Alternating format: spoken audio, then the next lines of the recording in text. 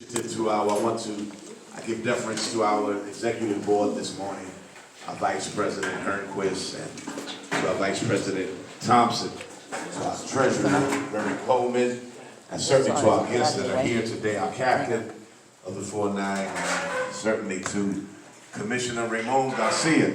Let's give him a hand clap today. Taking time out of his busy schedule.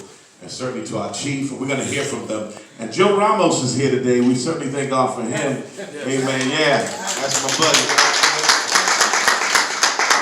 And so today, I want to thank God for our clergy council. This is our third annual holiday luncheon, and we want to thank God for the host, Van Ness Assemblies of God. Did I say Van Ness? I had Pelham Bay in my head. Pelham Bay. So this is Van Ness, we in Van Ness, and I want to thank God. Let's give our hostesses a hand clap also for serving. Thank you so much. And we certainly are grateful for our community affairs officer, and I want to thank God for our SUV team is here today, amen, also. And to you that are here, we're just grateful to have you here with us on today. Our guests that are here, our chaplain and his pastor, Chaplain Jerry and his pastor, and we had some more pastors. Don't know what happened to everybody, so we're not going to. I always say what the Bible says, Jesus said, 2 or 3 gathered together in my name, there I am in the midst. So you're here, I'm here, the Spirit of the Lord is here. So we're grateful today. I'm going to ask this time, before we call our keynote speaker this morning, I'm going to ask we have today, I'm so grateful to have her. She's been with us now for about 11 months, our new program manager at Stand Up to Violence. And I'm going to ask her and our outreach supervisor, Brother Eddie Miranda, and Sister Karja Dawkins Hamilton to come at this time. Let's give them a hand clap. Amen.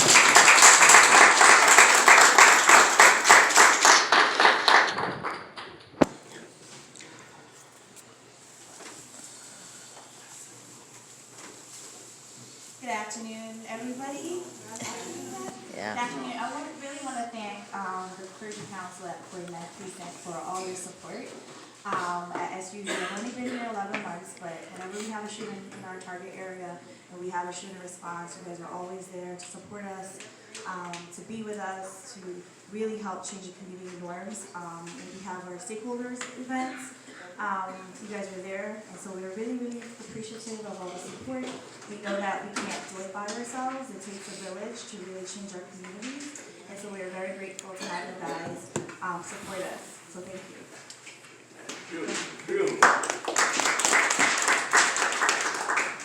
Good afternoon. Just to piggyback off of Carter said, I just wanted to say that we appreciate every one of you. 49th Precinct Clergy Council has always been there. You guys are part of, if not the backbone of, our shooting responses.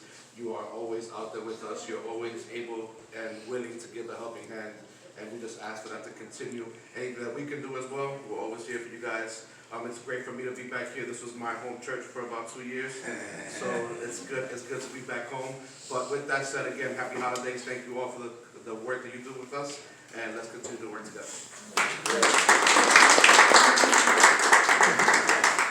And again, I third that emotion, amen, today.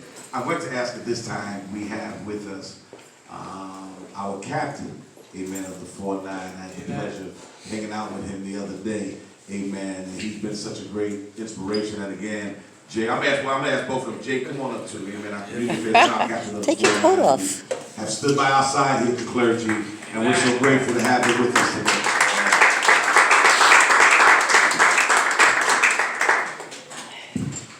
Good afternoon, everyone. Good afternoon. And again, I apologize for being a little late. Again, duty calls. Had to do last night. Didn't get home until about 3 o'clock in the morning. And up today, happy to be here. Happy to see everybody out here. First, I just want to say thank you to our clergy council here. In the NYPD, we've had a lot of ups and downs this year. We had it's tough being a cop these days. We had a lot of police officers commit suicide, and a lot of sad times.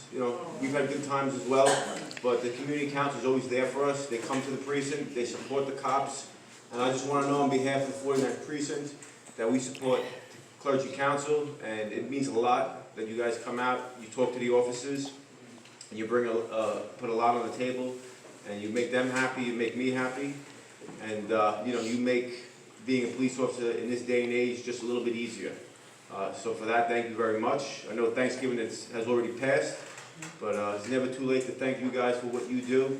And I have to say, there are days I wake up and I have a tough day at times, I have a lot on my agenda, but you guys, I really don't know how you do it. There must be divine intervention because you guys are running 24 hours a day, 7 days a week, and you just accomplish so much every single day. And on behalf of the NYPD and the 49th Precinct, I want to thank you guys for that. Thank you very much. Thank you. Good afternoon, everybody. Thank you for inviting me. I know this is the third year I've been here, and it's always a wonderful event. Just to piggyback off what the captain had mentioned with regards to suicide and police officers committing suicide. And in my 19 years on this job, it's a difficult thing for me to even see. And during this time, holiday time, this is when it's more of a forefront with regards to depression and lack of family, lack of support, even within the congregants of your churches or houses of worship. So I encourage you all to, if you see or feel or think or have a hunch that somebody may be lacking support or they're not their normal selves, just reach out to them. Encourage them for counseling.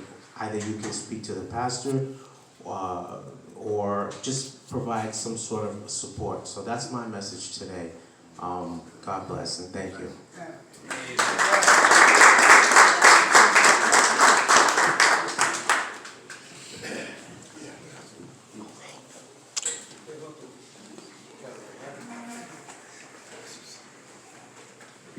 We're grateful to have our, and I'm going to just try to have remarks. I want to have remarks before I call a keynote speaker, but we're grateful. I called this young man the other day. He was actually in Albania when I called him, and he just got back last night on a flight last night and said he would try and make it, and we're certainly grateful for our council member, amen, Mark Jonah. We're going to have remarks from him. Let's give him a hand clap.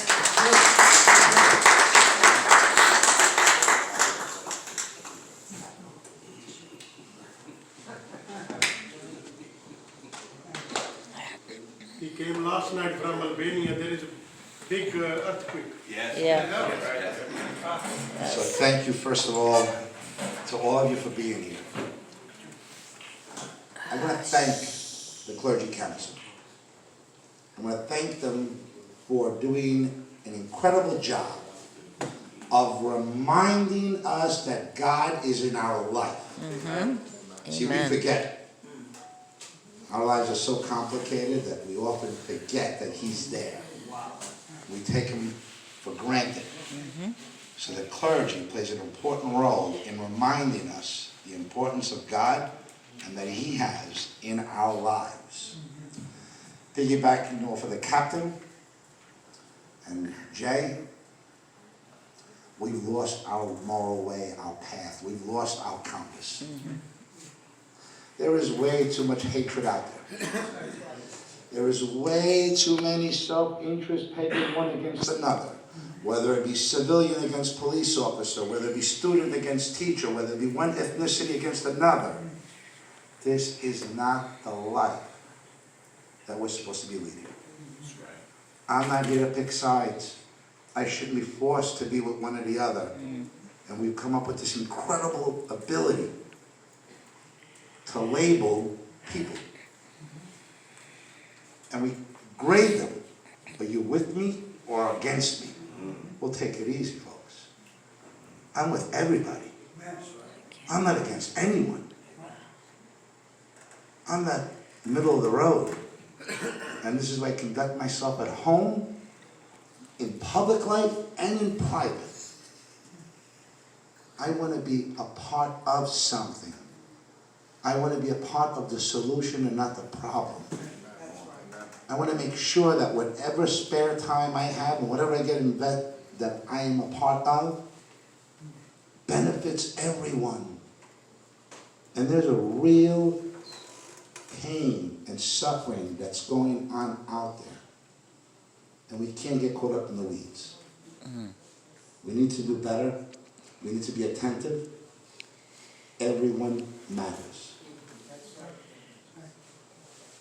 I am certainly not above anyone, but I can tell you this much, I am not below anyone.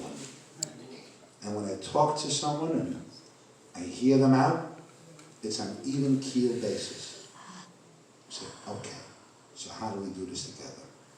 And that's what the clergy does, that's what you're doing, that's what you're doing by being here, is figuring out how to make our lives better. To make sure that collectively, our community is safer, our community is healthier, the people in and around us are better by our participation. And that's why I'm here. God bless you and thank you for having me. I wish you all the blessings of the holiday seasons, and thank you to all of you that reached out for the tragedy in Albania. On Thanksgiving, I left Friday. Wow. I got back last night. Wow. I was there for earthquake relief. 51 people died. Albania was suffering from an earthquake before the earthquake. Meaning 50 years of communism, and here's a country trying to rebuild itself out of poverty and come up with, justice and the reforms that are needed so that people can elevate themselves. The earthquake was the last thing that they needed. The devastation that was left behind. I visited a family. 8 family members died. Wow. Father buried wife, 4 children, Wow. and other family members. Devastated. Met another family where the whole family died. The brothers were now receiving people. Father, mother, 2 children. That door is closed. That house is no longer there. Finished. Met another family in the hospital. Mother survived with a son. The mother does not know that her husband and her daughter perished. They wanted to recover. So I approached, gave her all the respects, told her, I'm here for her, do you need anything? She said, yes, please, do me a favor. Can you go see my daughter? They won't let me speak to her. Oh, guys, I can tell you now, that was so painful. And I'm telling her, your daughter is with your husband right now. And I'm sure in time, you'll be able to talk to them. What am I going to tell a mother that's just hanging on? And there needs to be strong for her other child. These things put things into perspective for us. The problems that we think are problems are not real problems. There are much bigger problems out there. And we don't have to be the flag bearer, center of attention, but we can be the difference maker. And sometimes it's a kind word, and sometimes it's just support. And if you can't support someone by saying a kind word, and you can't give them the monetary needs to help them, well, then you can pray for them. Thank you so much. You don't have to go to church now on Sunday. That's what Jen.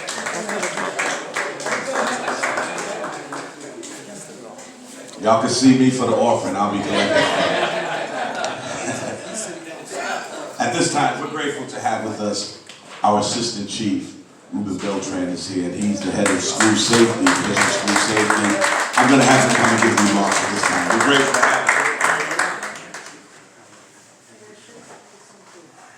I really came to hear some of Commissioner Garcia's eloquent words, but as a commanding officer of school safety and over 5,000 people, I always have to be ready to say something.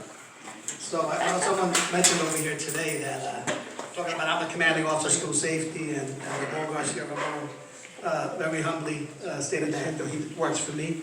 I'm going to submit that we both serve. Number one, we both serve Jesus Christ, and we both serve the 5,000 people that work for us, and we serve the 1.3 million students who are responsible for keeping safe, and the community that supports that. So that's one thing that I've learned. I've only been here for 1.5 years, but I feel like I've learned so much working with Commissioner Garcia, working with the great staff that we have, and many of them, since we're a civilian uniformed member of the department, don't really get the recognition that they deserve. one of the struggles that I have and where I put a lot of energy into is to make sure that they do get the same type of executive development. I have managers that oversee over 700 people. And I can't get them a laptop from the department because of their policies. You know, so we still have our struggles out there in terms of things that we have to overcome. But despite that, those people that work for us go out there and work tirelessly to keep the students safe. We've had the safest school year on record last year. And by the way, that's been, thank you. And that's been the same. That's not just my magic. You know, that's just not, you know, Commissioner Garcia's magic. That's really a formula of dedication, commitment, you know, protection from God, that we've been able to do this for almost since we've merged, right? In 1999, so almost 20 years of successive crime reductions and lowest crimes in New York City. But what's even more remarkable is in the last year and a half is the equivalent or parallel reductions that we have in the arrests and summonses in school. So we just released our School Safety Act data for the third quarter for 2019, which is the first quarter of this year. And arrests down 50%, summonses down 50%. Things that people didn't think were possible. More divergent programs. Commissioner Garcia was instrumental in implementing a warning card for students who wouldn't give them summonses because students don't really go to court anyway, right? So they don't know the consequences of not going to court and what that means for them, 5 years from now. And I think that's come a long way in terms of decriminalizing a lot of the behaviors that occur within the schools. And I'm proud to be a part, or at least be the leader or the person who's getting a lot of the credit for making those reductions. But I want to, since he's going to be our guest speaker here, he was working on those things before I got here. He's still working on them today. He was probably working on those things when he was a school safety agent working for the Board of Education. So thank you for giving me an opportunity to say a few words. But definitely, I think the best words are yet to come from Commissioner Garcia. So thank you. Thank you so much.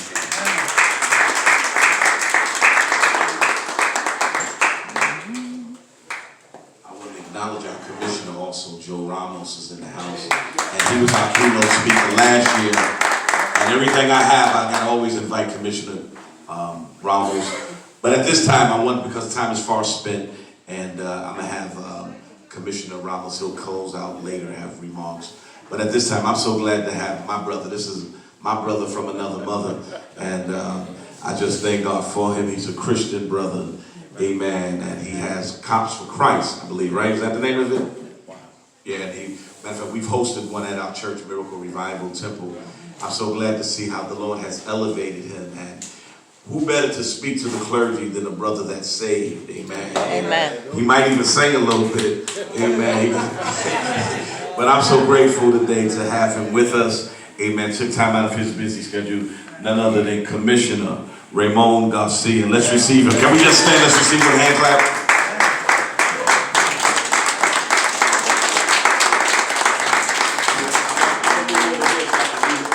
Oh boy. Good morning, everyone. Please, take your seats. I feel at home when I'm in church. I feel at home when I'm in the Bronx. And I feel at home when I'm around family and friends. It's a good feeling. I won't come up here and do Jay Gooding's part, or the good pastor's here's part, but I will tell you that the good book says nothing good can come out of Nazareth. That's what it said. Nothing good can come out of Nazareth. So I grew up in the South Bronx in the 60s, son of a heroin addict. And I guess there's a place and time to tell your story, right? And church is a good place to tell your story, right? So son of a heroin addict in the Bronx when the Bronx was burning, right? So you had to dodge dope fiends, hookers, people that were trying to rob you, right? People that were trying to hurt you, or put you through a gauntlet, Savage skulls, savage nomads, you name it. I was hospitalized 3 months, behind a good beating I took from the Savage Skulls. I think I was a little nervous about going to school the next day, right? And little did I know that one day, right? They said nothing good can come out of the South Bronx, that myself and Chief Beltran would be in charge of kids like myself that were being victimized in the Bronx. Wow. And a lot of people take credit for what's happened in the Bronx, but I know who moved into the Bronx when it got better. And I know who stood here throughout the period when it wasn't so good, when no one wanted an apartment in the Bronx, when there were only 2 apartments in a tenement of 6 floors because they couldn't afford to go anywhere else, so they couldn't get into Nitro. So I know the people that were in the Bronx who invested in it. And for those people, I give a lot of credit to. Which is the reason why when I see guys like Deputy Commissioner Ramos, I go, wow, here's somebody that didn't see a burning Bronx. Here's somebody that saw a Bronx like you see it today. And thank God to good guys like the good captain here, right? That's invested in the neighborhood. I'm glad he was up till 3 in the morning. Because we don't operate too well at 3 in the morning, right? Sometimes I get up because I got to go to the bathroom. So God gave him the strength because he doesn't get up as often, right? But he's got the strength to go to sleep at 3 and be back here at 8 o'clock in the morning to do what God's given him to do, right? So can you give the CO an applause?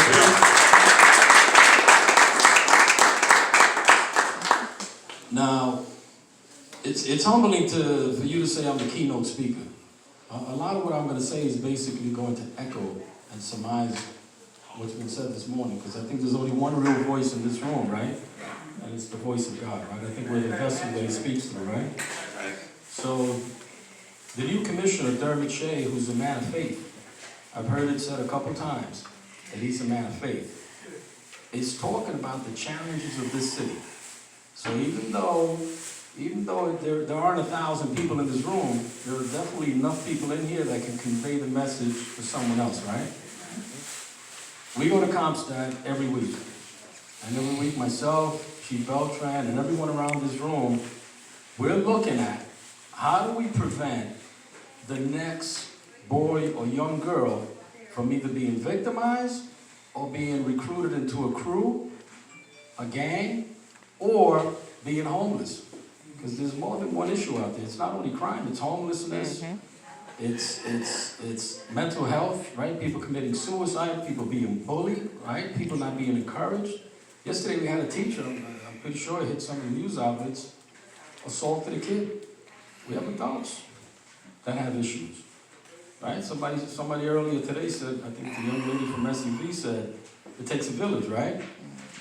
And sometimes within that village, we got some witch doctors, right? And we have to do something about that.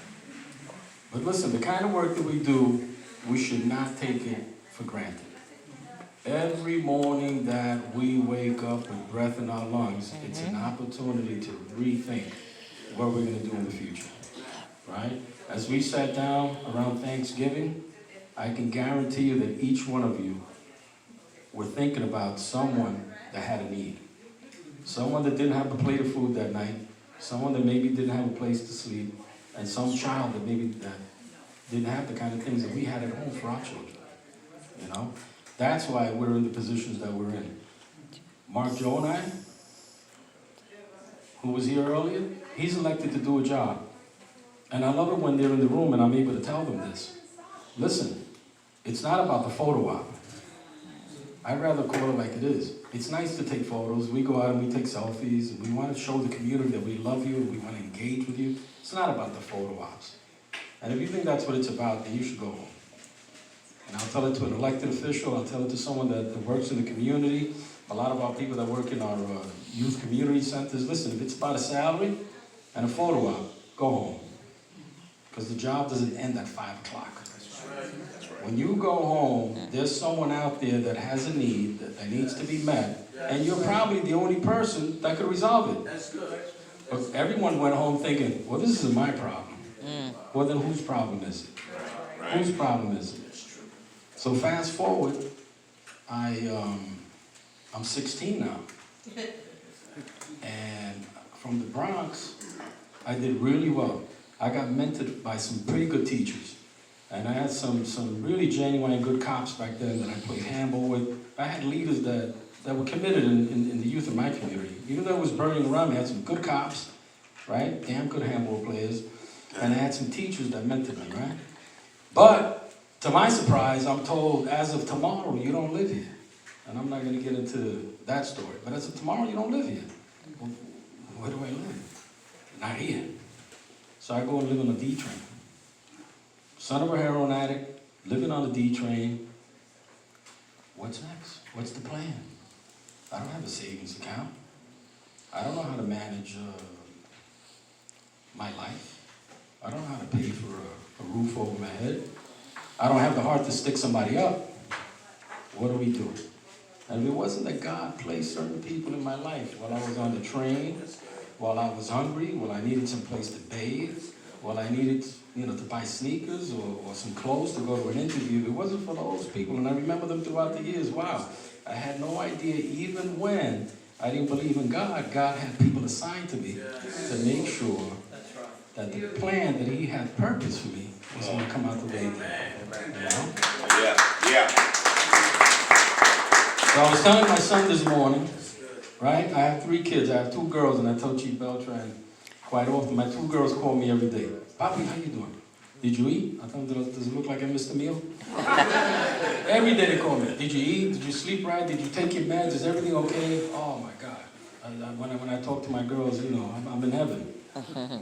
When my son calls, that's an important call because he doesn't call that often. But when he talks, I sit down and I listen. I got here earlier because Pastor Jay told me he was going to get here on time. It would be a good time to pray for him. And it was good that it happened because I got here at 11 and who calls? And the meeting had not started. So it was perfect timing. Who calls? My son. And he says, Papi, I need to talk to you. I just came out of court this morning. We're not going to get into the details here. We're not going to get into the details. I came out of court this morning. And I'm so glad.